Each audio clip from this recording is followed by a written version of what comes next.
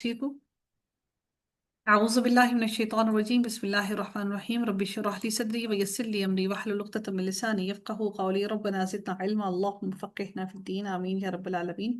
آغاز ہوتا ہے 27ویں پارے کا، سورہ الذاریات چل رہی ہے اور رکون پہلا رکوع ہے، آیت نمبر 31 سے آغاز ہوتا ہے۔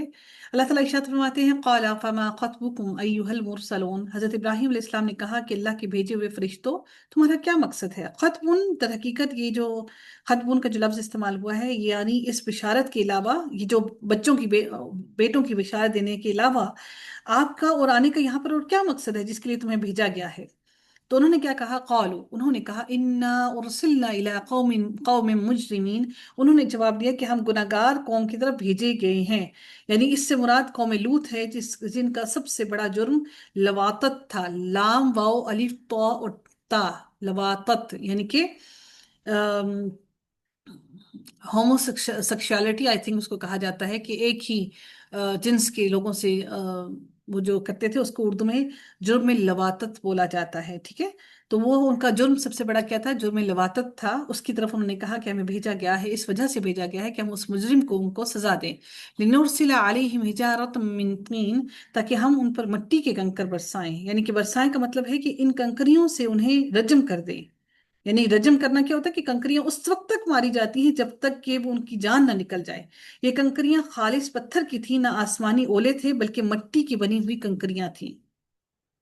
اللہ تعالیٰ پھر فرماتے ہیں آگے مزید کیا ہوا کہ ان فرشتوں نے مزید کیا کہا؟ مسومۃ عند ربک للمسرفین۔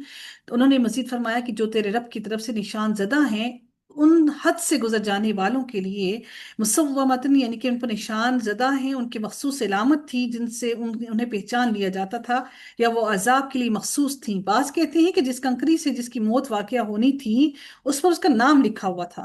مسرفین جو اور شرک میں بہت بڑے ہوئے ہوتے ہیں اور گمراہی میں بہت بڑھ جاتے ہیں، فسق اور فجور میں حد سے گزر جاتے ہیں، ان کو کہا جاتا ہے مسرفین۔ جو گناہوں میں حد سے بڑھ جائیں، حد سے نکل جائیں، پھر واپس پلٹنے کا راستہ بھی نہ دیکھیں۔ پھر اللہ تعالیٰ نے فرمایا فَأَخْرَجْنَا مَنْ كَانَ فِيهَا مِنَ الْمُؤْمِنِينَ۔ اللہ رب العزت پھر فرماتے ہیں اگلی آیت کے اندر کہ بس جتنے ایمان والے وہاں تھے ہم نے انہیں نکال لیا، یعنی عذاب آنے سے پہلے ہی اللہ تعالیٰ نے ایمان والوں کو وہاں سے نکال لیا۔ پھر اللہ تعالیٰ نے پھر اگلی آیت میں فرمایا فما وجدنا فیہا غیر بیت من المسلمین، اور ہم نے وہاں مسلمانوں کا صرف ایک ہی گھر پایا،